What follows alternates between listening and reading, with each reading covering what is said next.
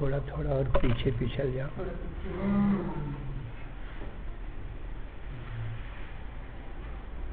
बस ठीक।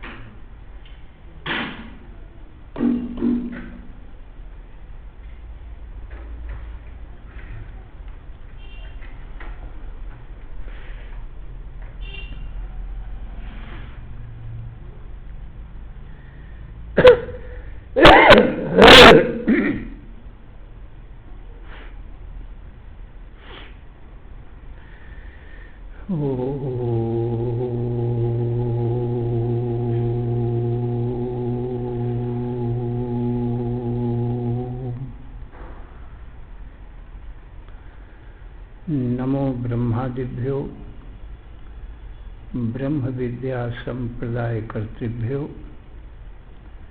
वंश ऋषिभ्यो महद्भ्यो नमो गुरुभ्यः।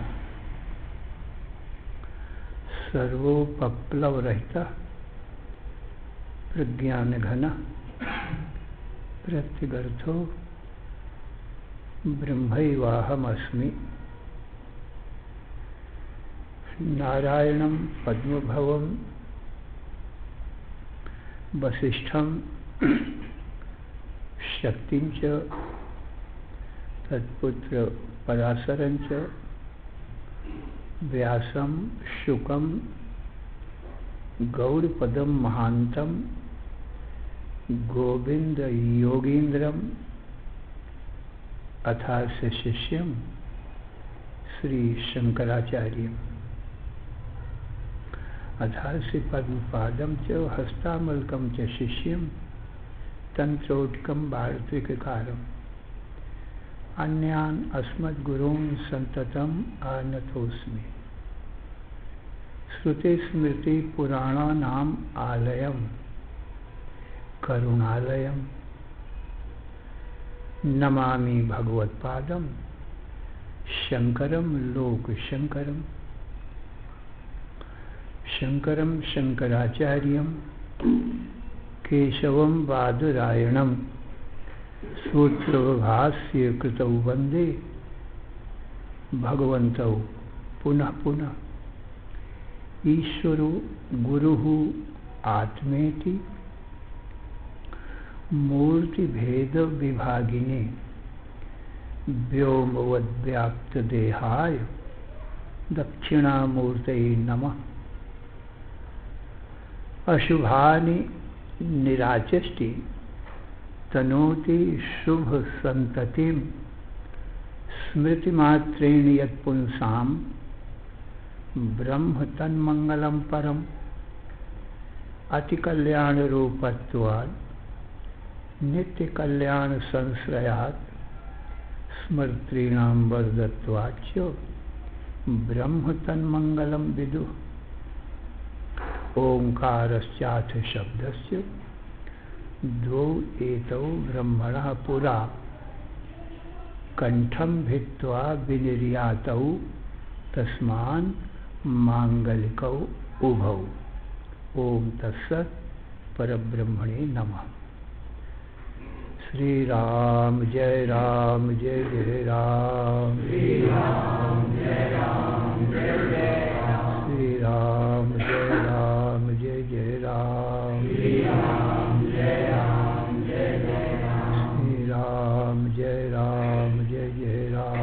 श्री राम जय राम जय जय राम। धर्म की जय हो, अधर्म का नाश हो, प्राणियों में विश्व का हर हर महादेव। अशरण शरण अकारण करुण करुणा वर्णालय कर्तुम अकर्तुम अन्यथा कर्तुम समर्थ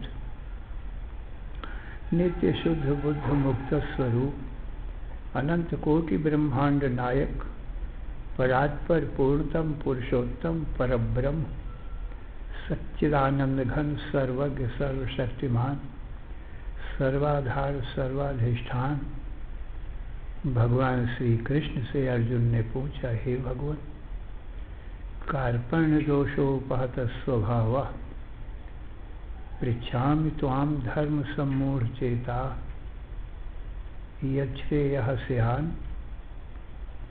निश्चितं ब्रूहि तन्मे शिष्यस्तेहं साधिमां त्वां प्रपन्नम। हे भगवान, अज्ञानता के कारण, अज्ञान जनित मोह के कारण मेरा स्वभाव नष्ट हो गया है। धर्म को भी सम्यक प्रकार से नहीं जानता हूँ। मेरा परम कल्याण किस प्रकार से होगा उस उपाय को भी नहीं जानता हूँ। इसलिए मैं आपका शिष्य हूँ, आपकी शरण में हूँ। मेरा तन मन बुद्धि प्राण आपके चरणों में अर्पण है। आप मेरे परम कल्याण का उपाय बताओ। भगवान श्री कृष्ण बोले, हे अर्जुन, सावधान मन से श्रवण कर। जो तुम पूछ रहे हो वो मेरा ही स्वरूप है। मैं ही सच्चित आनंद रूप हूँ। सत इसलिए हूँ कि मेरा न जन्म होता है न मरण होता है। चित इसलिए हूँ कि अनंत अखंड ज्ञान रूप। आनंद इसलिए हूँ कि आदि अंत रहित आनंद का सिंधु हूँ। यही तुम्हारा प्रश्न है, यही तुम भी चाहते हो। तो अर्जुन ने कहा, ठीक है, जो आप कहते हो यही आपके लिए सब ऋषि महर्षि लोग भी कहते हैं। परम ब्रह्मो परम धाम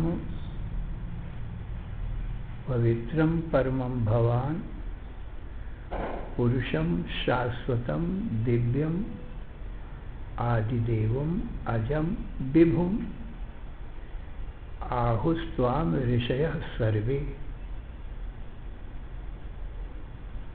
जितने भी ऋषि हैं वो सब आपको ऐसा ही कहते हैं। ऋषि शब्द का अर्थ होता है ऋषिगतौ, जिनकी सर्वत्र गति हो। भगवान के निर्गुण निराकार स्वरूप को भी जानते हो, सगुण साकार स्वरूप को भी जानते हो, और सभी लोक परलोकों में उनकी गति है। ऋषिगतौ, गतिशील है। अव्याहतैश्च गतयः सुर सिद्ध साध्य गंधर्व यक्ष नर किन्नर नागलोकान मुक्ताश्चरन्ति मुनिचारण भूतनाथ विद्याधर द्विज गवाम भुवनानि कामम। ये ऋषि लोग हैं। 3 लोक 14 भुवन में इनकी अव्याहत गति है। जिनकी गति को कोई व्याहत न कर सके, रोक न सके, उनको अव्याहत गति कहते हैं। सुरलोक, सिद्ध लोक, गंधर्व लोक, नाग लोक, जितने लोग हैं सब में जाया करते हैं। और निर्गुण और सगुण ब्रह्म में गति है, उनको भी जानते हैं। और ब्रह्मलोक और विष्णु लोक आदि में भी जाया करते हैं। और नारद की कथा तो बहुत ही प्रसिद्ध है। पर्यटन विविधान लोकान मृत्युलोकम उपागता। विविध लोकों में पर्यटन करते हुए, घूमते हुए, और वो मृत्युलोक में आ गए।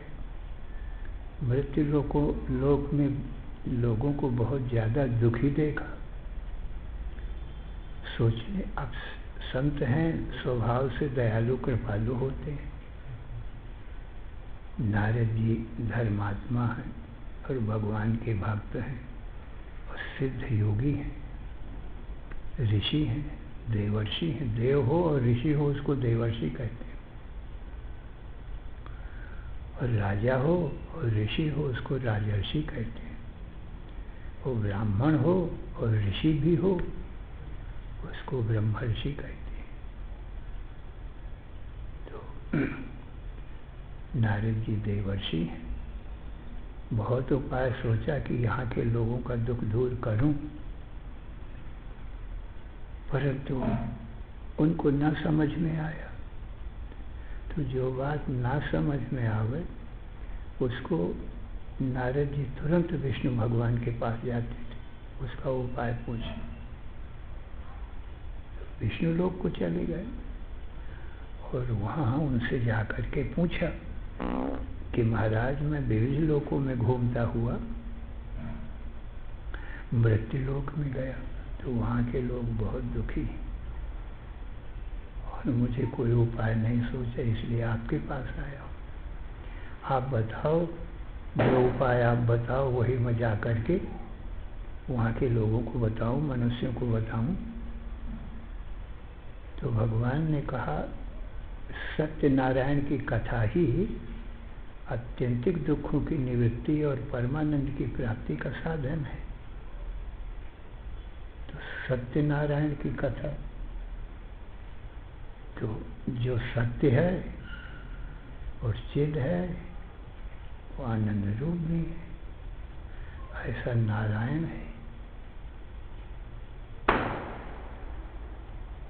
नारायणस्त्वं नहीं देह नहीं सर्वदेहि नाम आत्मा सिद्धि साखिल लोक साक्षी।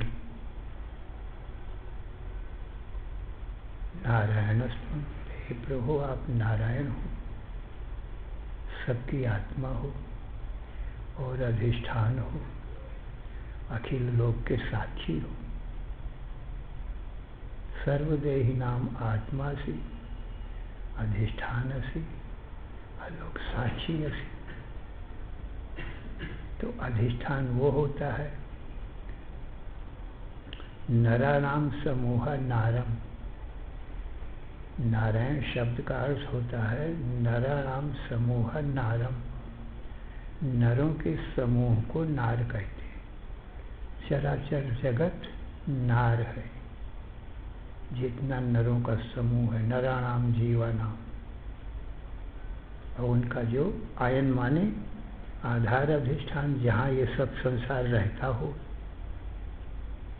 तो अधिष्ठान है। और सारा संसार भगवान में अध्यस्त है, जैसे रज्जु में सर्प, ऐसा अध्यस्त है।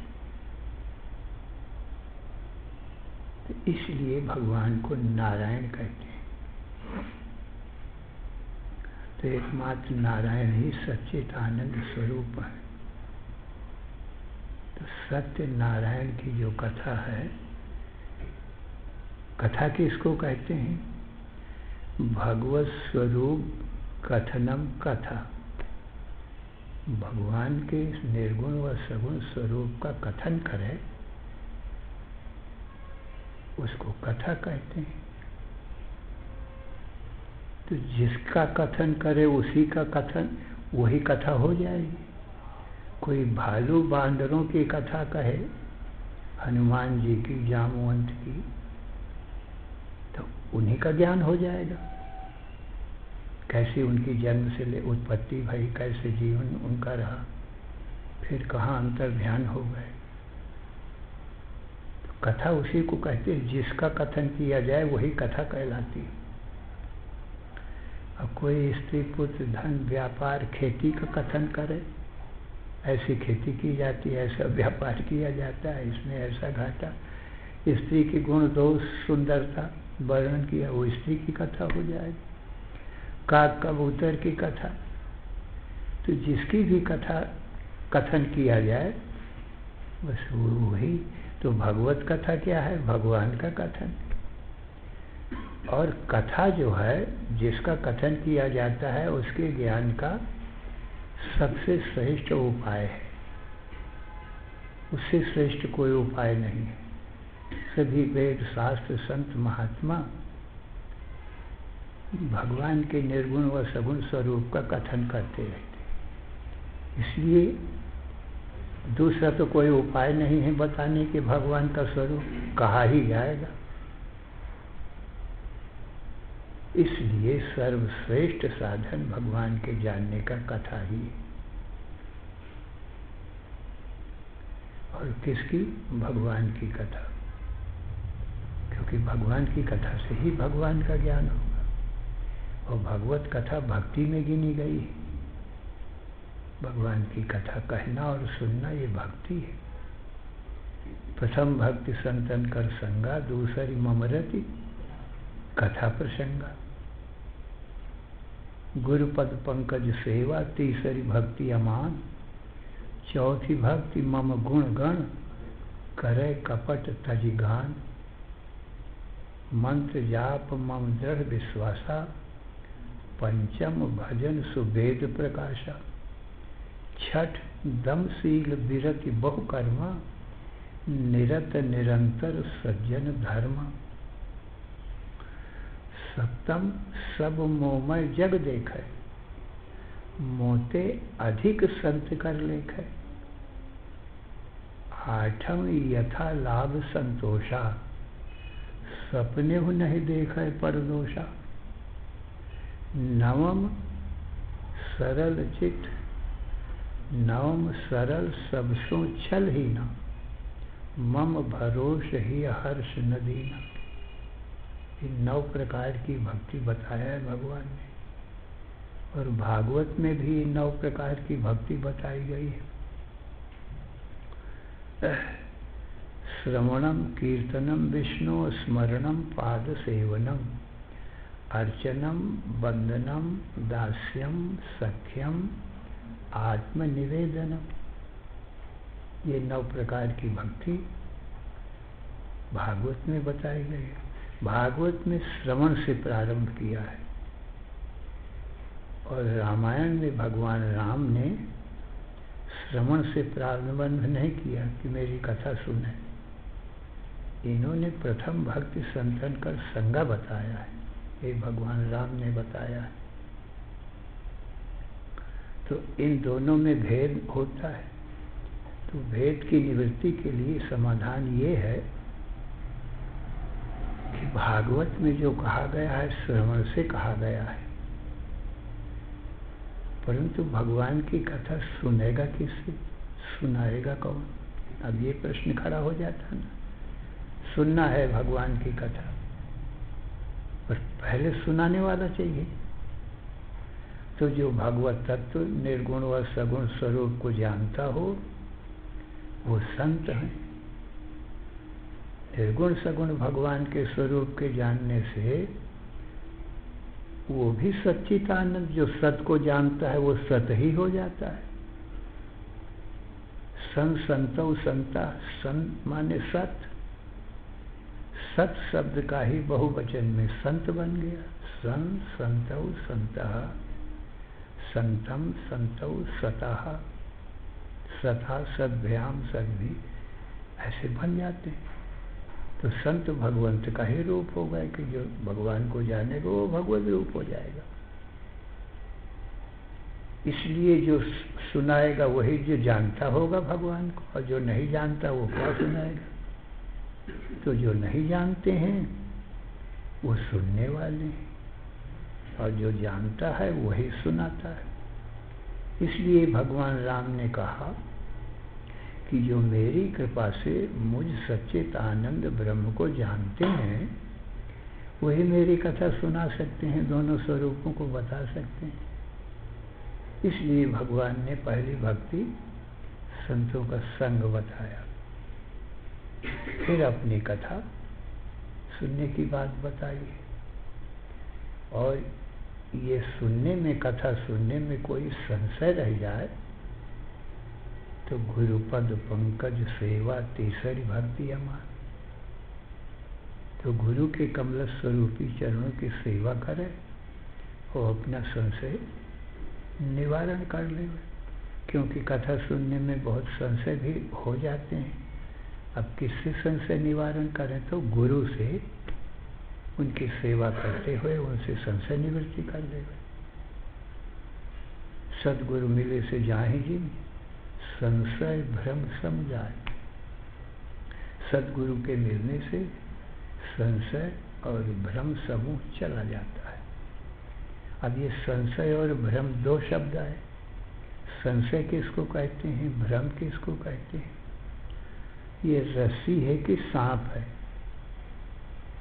जब ये ज्ञान होवे तो इसको संशय कहते हैं। एक निश्चय नहीं कि रस्सी है कि सांप है। और जब ये ज्ञान निश्चय होवे कि नहीं ये सांप है, इसका नाम भ्रम होता है। इसको भ्रम ज्ञान कहते हैं। और दीपक करके, प्रकाश जल करके, और जब रस्सी को जान लेवे तो संशय और भ्रम दोनों मिट जाते हैं। इसको यथार्थ ज्ञान कहते हैं। तो 2 कोटि का ज्ञान संशय ज्ञान, 1 कोटि का ज्ञान भ्रम ज्ञान।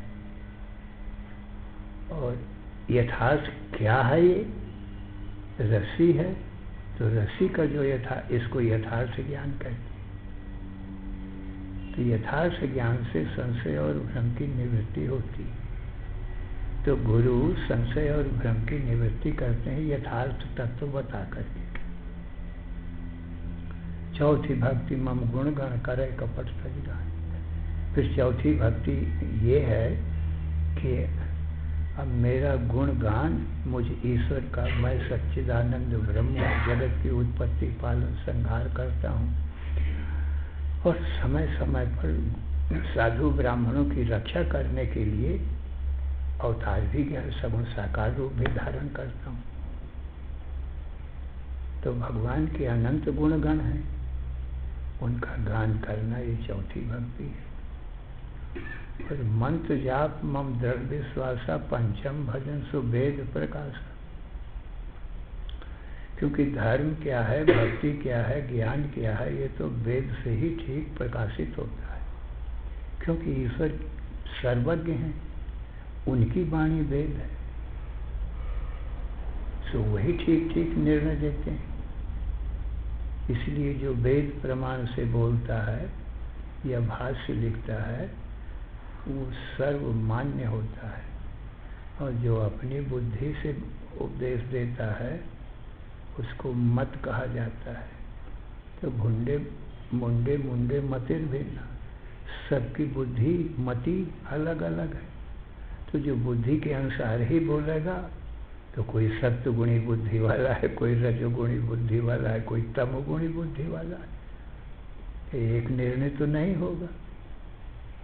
सत्वगुणी बुद्धि वाला वो प्रकाश है, उसमें जो सत्वगुण प्रकाश होता है उसमें ठीक ज्ञान हो जाता है, वो यथार्थ से बोलेगा। और रजोगुणी बुद्धि वाला वो संशय, वो लाल रंग का होता है रजोगुण, उसमें ठीक ज्ञान नहीं होता है, रस्सी है कि सांप, तो वो संशय युक्त बोलेगा।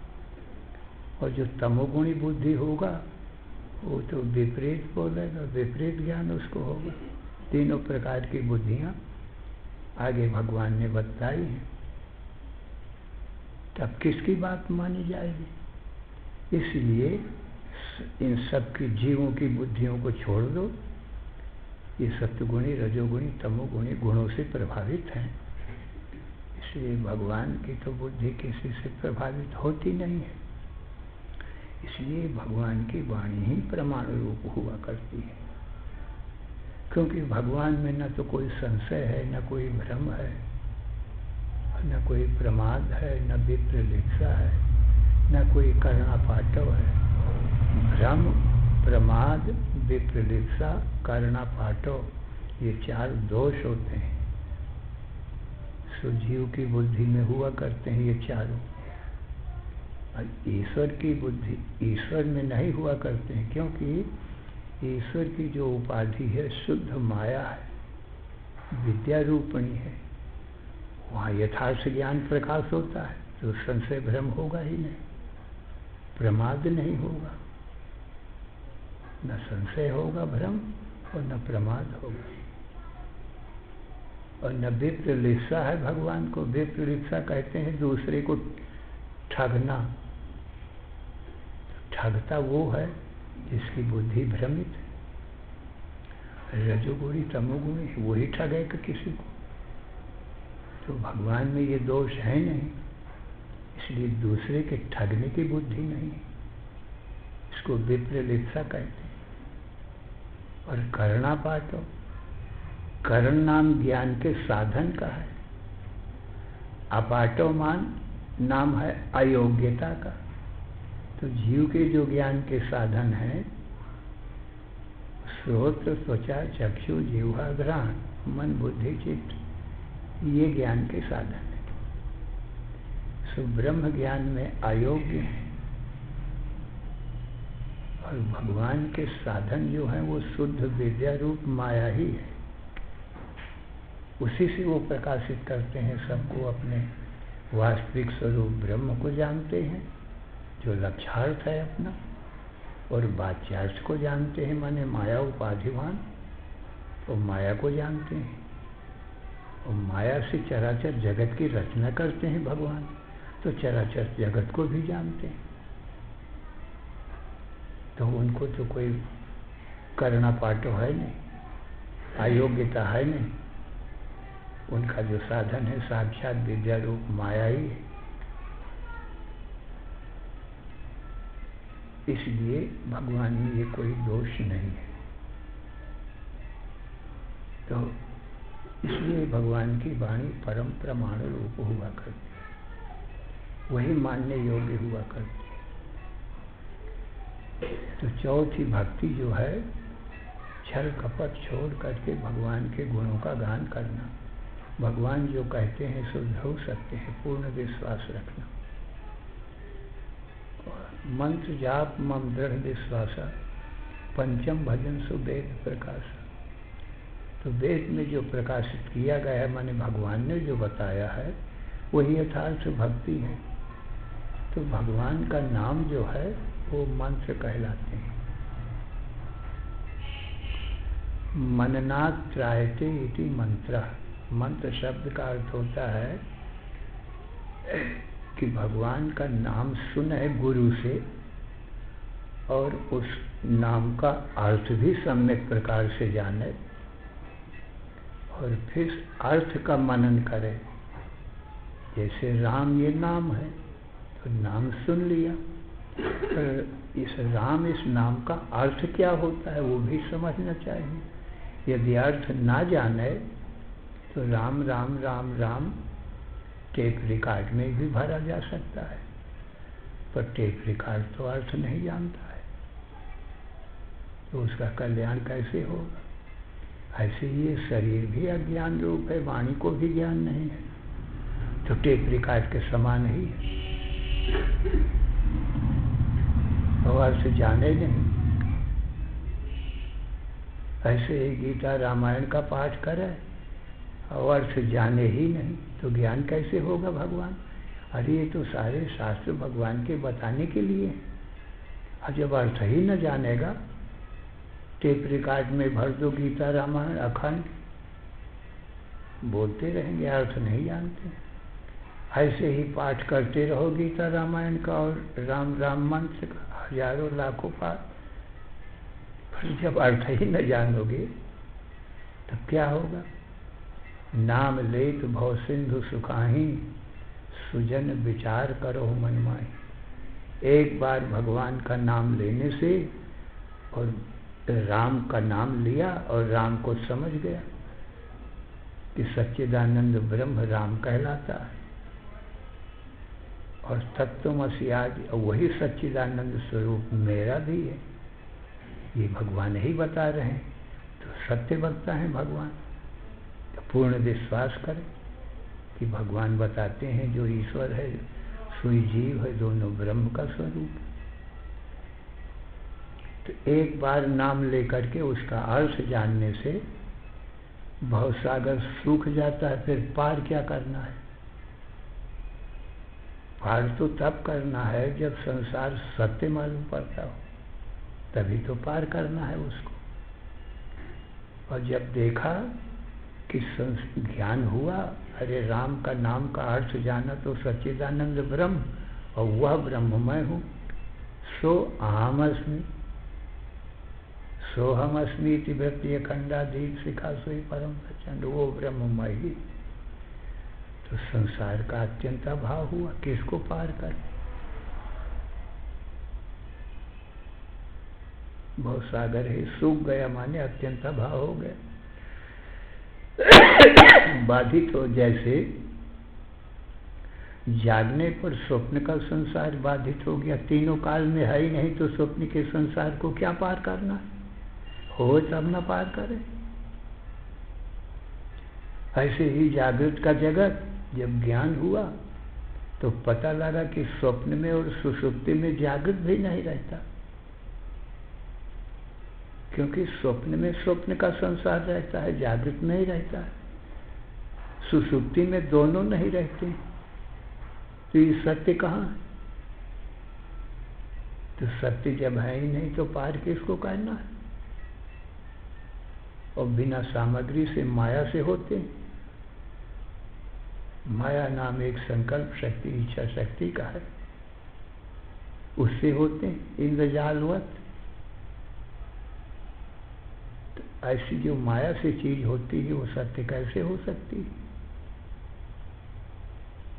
नटकृत विकट कपट खगराया, नट सेवक न व्यापय माया।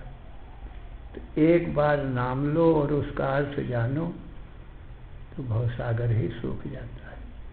और फिर नाम कोई जपने की चीज है कि जिसका नाम हो उसको जानने के लिए सब नाम पुकारे जाते हैं? सब लोगों के नाम हैं, तो नाम का प्रयोजन तो जिसका नाम हो उसको जानने के लिए है ना, दूसरा प्रयोजन तो है नहीं नाम का। नामकरण इसीलिए किया जाता है कि जिसका नाम हो उस व्यक्ति को पहचानो।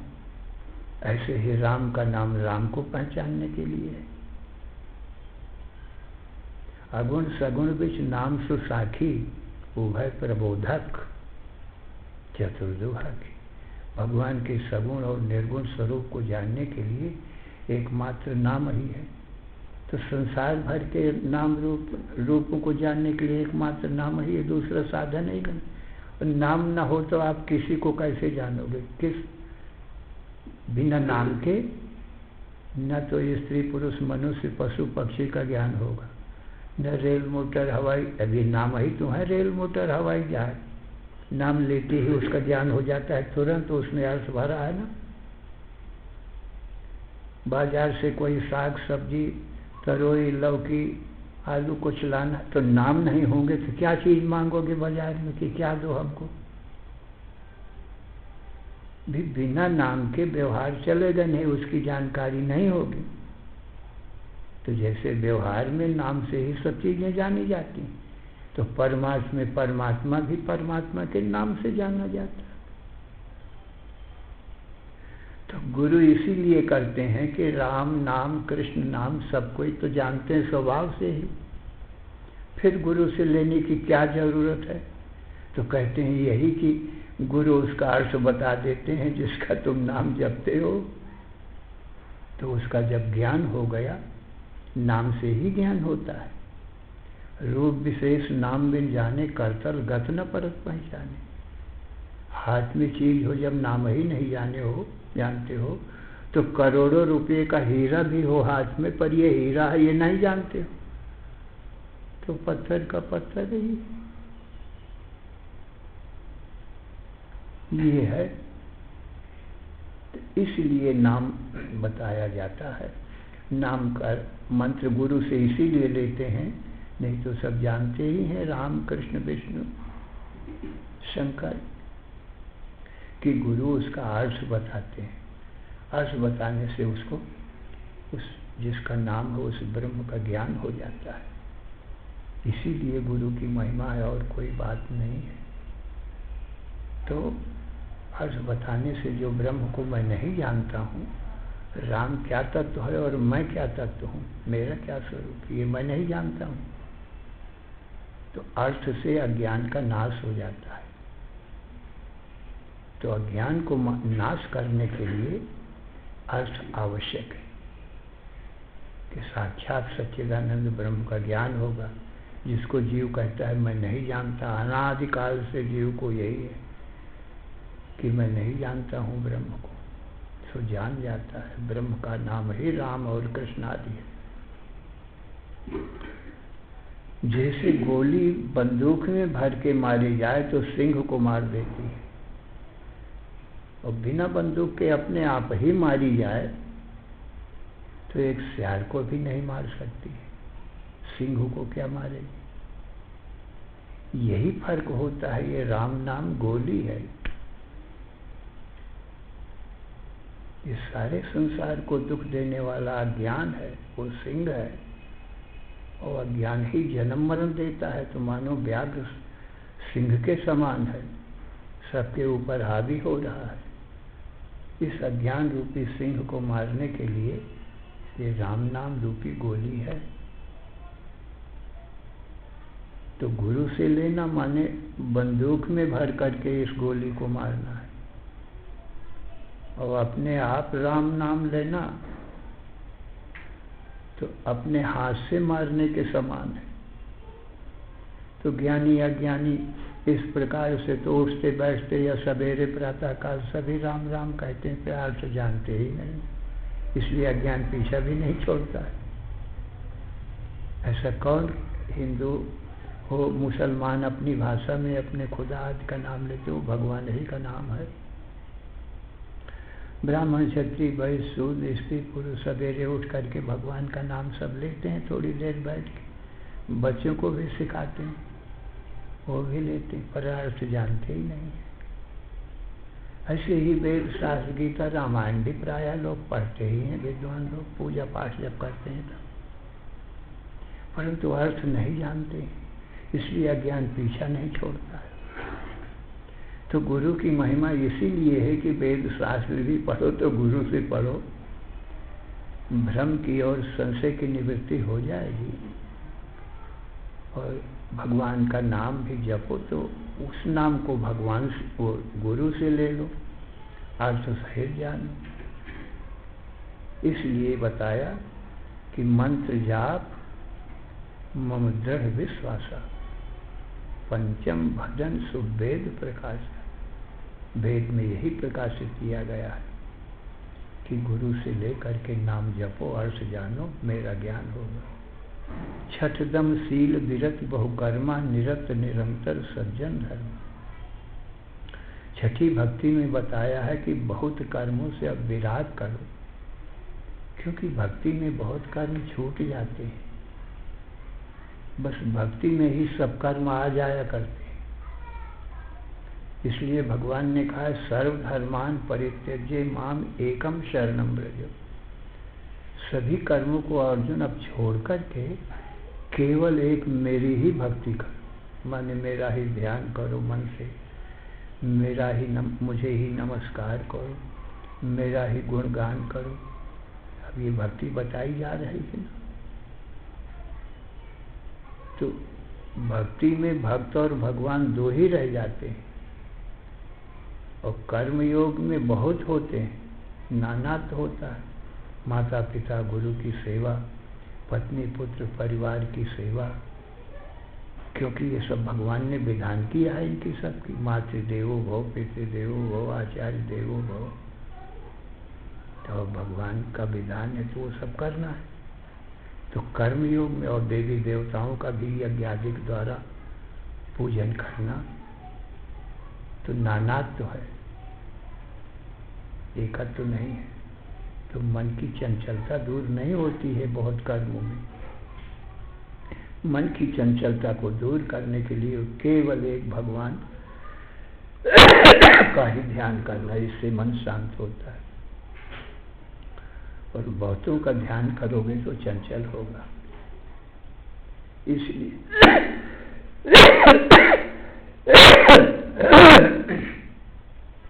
जननी जनक बंधु सुत दारा, तन धन भवन सुहृद परिवारा। सबकै ममता ताग बटोरी, मम पद मन ही बांधि बटि डोरी। समदर्शी कछु इच्छा नाही, हर्ष शोक भय नहीं मन माही। अस सज्जन ममूर बस कैसे, लोभी हृदय बसत धन जैसे। इसलिए छठी भक्ति में सर्व धर्मों का छोड़ करके और एकमात्र भगवान का ही कथन चिंतन, बस तत्कथनम तत्चिंतनम अन्योन्यम तत्प्रबोधन। एक देखो परतुंच ब्रह्माभ्यासम विदुर्बुधा। यही संतों का धर्म है। छठ दमशील विरत बहुकर्मा निरत निरंतर सज्जन धर्म। ये सज्जन माने संतों का धर्म है। सप्तम ये सब मोहमय जग देख। सातवीं भक्ति में बताया, भगवान कहते हैं कि सब चराचर जगत को मेरा रूप देखे, ये सब विश्व विराट मेरा ही रूप, ऐसा देखे, दूसरा न देखे। परंतु मोते अधिक संत कर लेखे। जो संत मिले तो उनको मुझसे अधिक जाने। तो संत तो आपके भक्त हैं, तो भगवान अधिक हैं कि भक्त अधिक हैं, ये शंका होती है। तो भगवान अपने श्रीमुख से कहते नहीं, मुझसे ज़्यादा संतों को जाने। ऐसा क्यों? कहा मुझे बताने वाले तो संत ही गुरु ही है ना। तो बड़े वो होए जो मुझे बताएंगे, नहीं तो मुझे बताने वाला संत नहीं होगा तो मुझको तो तुम पहचानोगे ही नहीं। इसलिए साधन की श्रेष्ठता बताते हैं भगवान। साधन बिना साध्य जाना ही न जाएगा, चाहे अनेक जन्म बीत जाए। यहाँ साधन की महिमा अधिक बताते। तो संत और शास्त्र ये मेरे जानने के साधन है, इसलिए उनकी महिमा वर्णन करते हैं। सप्तम सब मोहमय जग देख, मोते अधिक संत कर लेख।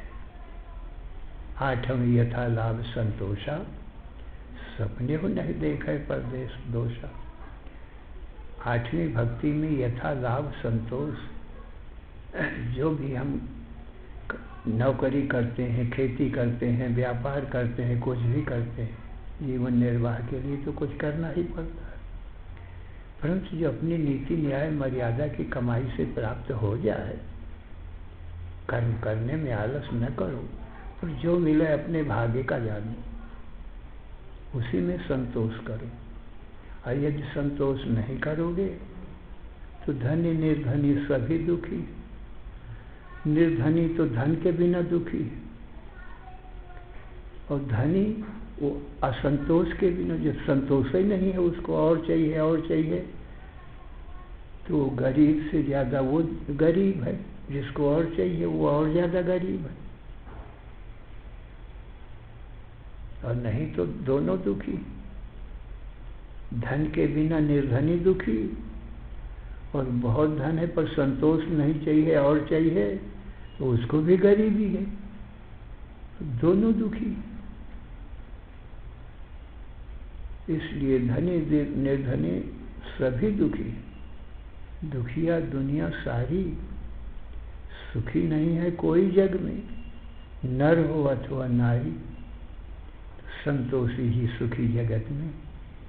जिसने तृष्णा मारी, जय देवी तू भी तृष्णा तज, भजले कृष्ण मुरारी।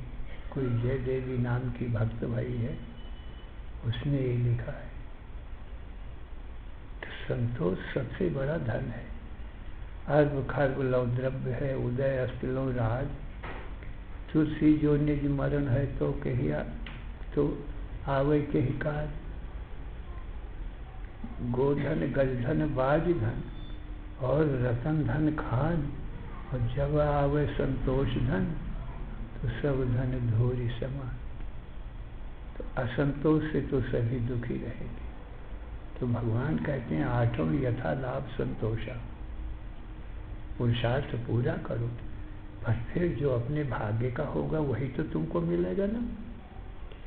यद धात्रा निज भाल पट लिखम, अस्तोकम या महद्धन महदुआ धनम, तत्प्राप्नोति मरुस्थले नितराम, मेरव ततो नाधिकम। कूपे पश्य पयो निधावपि घटो, ग्रहणाति तुल्यम जलम। कहते विधाता ने जो कुछ भी हमारे भाग्य में लिख दिया है वो मरुस्थल में भी मिल जाएगा, और जो सोने के पहाड़ में चले जाओगे तो भी ज़्यादा नहीं लेकर के आओगे। तो दृष्टांत दिया कि जो घड़ा है, जैसे 5 किलो का घड़ा है तो कूप में भरो तो, और तालाब में भरो तो, और गंगा जी में भरो तो, चाहे समुद्र में भरो तो, जब पात्र ही तुम्हारा 5 किलो का है तो ज्यादा जल कहाँ से आएगा? एक बूंद नहीं समाएगा। तुलसीदास जी ने इसको एक दोहे में लिख दिया है।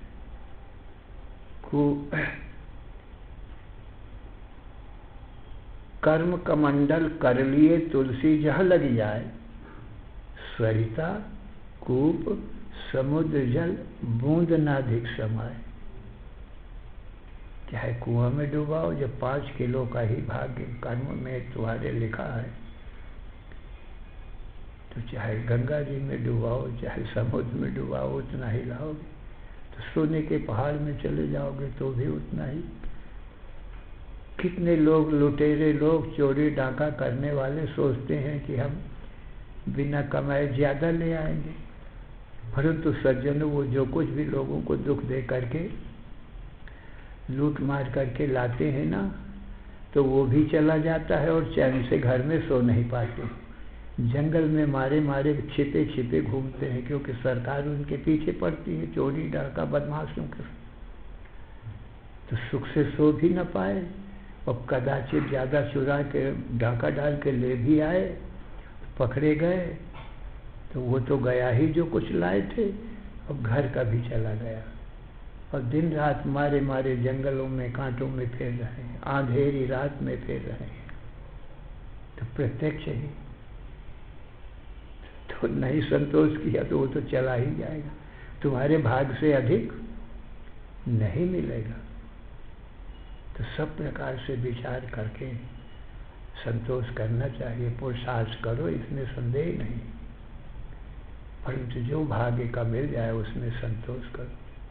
देखो, प्रारब्ध का जिसको होता है, जिसके प्रारब्ध में, तो कुत्ता के प्रारब्ध में यदि हो तो वो कुत्ता भी बड़े धनी मानियों के यहाँ सुंदर भोजन करता है मालिक के साथ में, और मालिक के साथ में कार में, गाड़ी में बैठ के घूम रहा है। बताओ उसको कहाँ कमाई किया है इसमें? अकेले कुत्ते मारे मारे फिरते एक एक टुकड़े को, बताइए। ऐसे ही छोटे बच्चों, जो छोटे अभी जन्मे हैं, उन्होंने कौन सी कमाई किया है? किसी का घर, किसी का जन्म किसी गरीब के यहाँ हो गया है, जो रात दिन मजदूरी करता है, फिर नमक रोटी खाता है बेचारा, शाम को ला करके कुछ आटा दाल। और कितने लड़के हैं जो लखपति करोड़पति के यहाँ जन्म लिया, बिना कमाई करोड़पति कहे जाते हैं। तो ये क्या है? तो भाग्य की ही बात है। तो ये सब विचार है भाग्य प्रारब्ध के ऊपर, इससे संतोष होता है कि अन्याय ना करो, मिलेगा हमको उतना ही, तो क्यों अन्याय करें जब उतना ही मिलना है? तो परेशानी, दुख और बढ़ जाएगा। इसलिए 8वां यथा लाभ संतोषा, सपने नहीं देखे पर दोषा। दूसरों के दोष स्वप्न में भी न देखे। क्यों? दूसरों के यदि दोष देखोगे तो तुमको उससे द्वेष होगा। दोष माने इसमें ये खराबी है, इसमें ये खराबी है, ये खराबी है। संसार तो गुण दोष से बना हुआ है सज्जनों। तो किसी में कुछ गुण है, किसी में कुछ दोष है। सर्वथा निर्दोष कोई नहीं मिलेगा, गुणवान ही नहीं मिलेंगे सब। इसलिए भगवान राम ने कहा है, सुनो तात माया के तो गुण और दोष अनेक, गुण यह उभय न देखिए, देखिए सो अविवेक।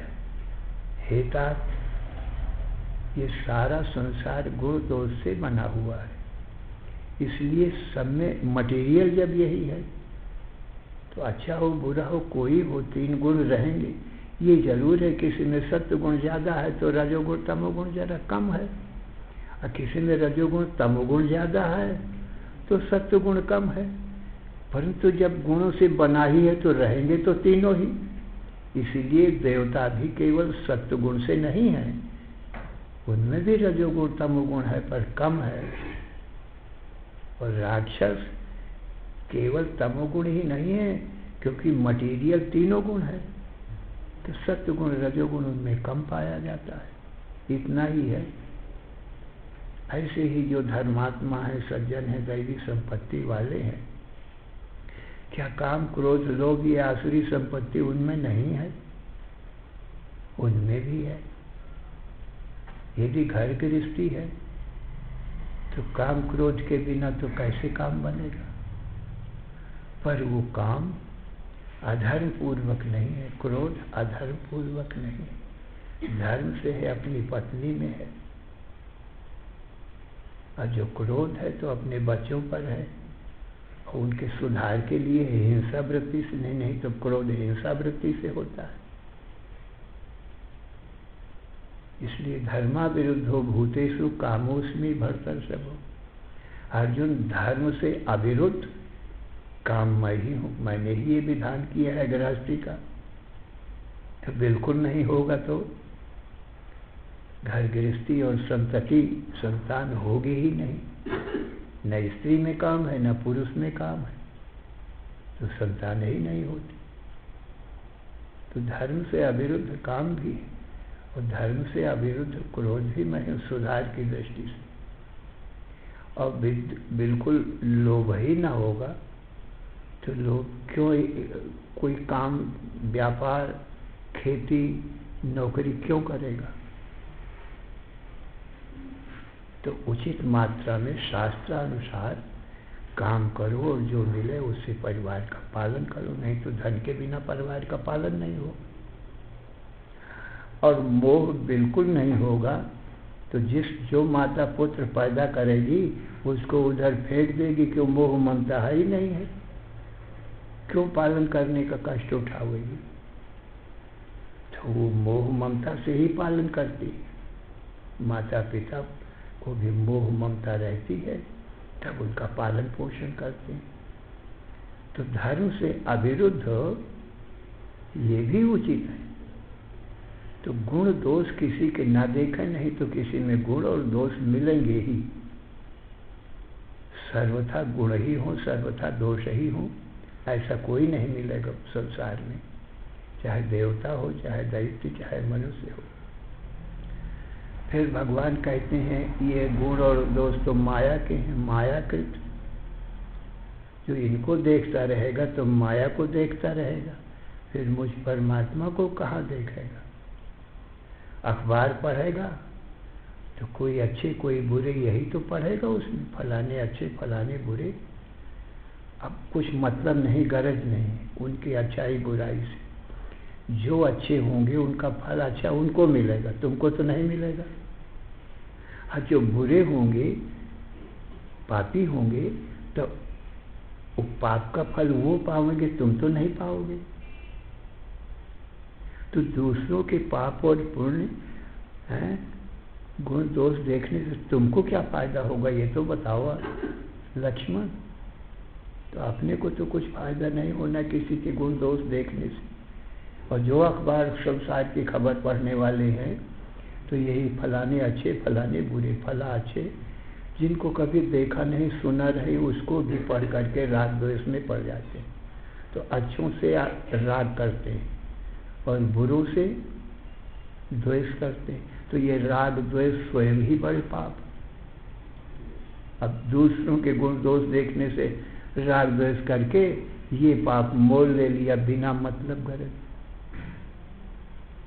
तो क्या यही देखना है तुमको? गुण दोष माया का ही दर्शन करना है कि भगवान का दर्शन करो? इन सब में हर गुण दोष में कोई दृष्टा भी मौजूद है जो गुण दोष को देख रहा है बैठ करके, और गुण दोष से परे है, वो हमारा स्वरूप है।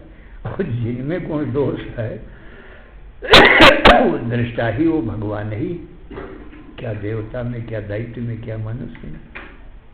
तो ब्रह्म दृष्टि करो।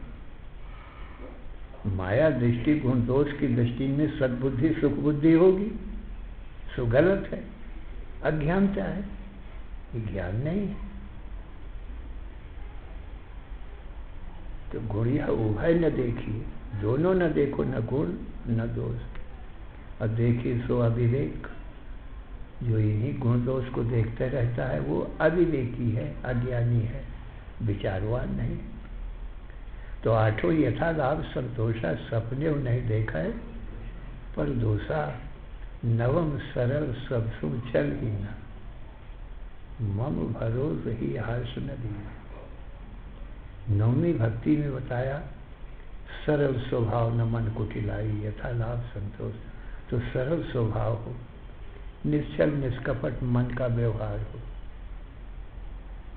सबसे छल ही।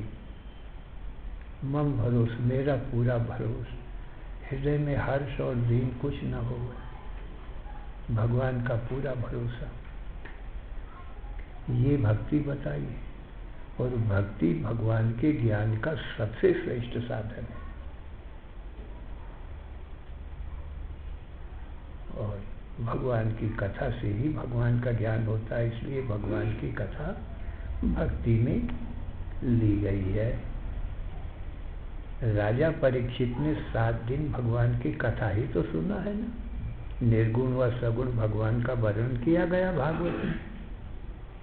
अब उसको 7 दिन में ही ज्ञान हो गया और मुक्त हो गया। अहम ब्रह्म परम धाम ब्रह्माहम परमम पदम एवं समीक्षण आत्मानम आत्मन आधाय निष्कले।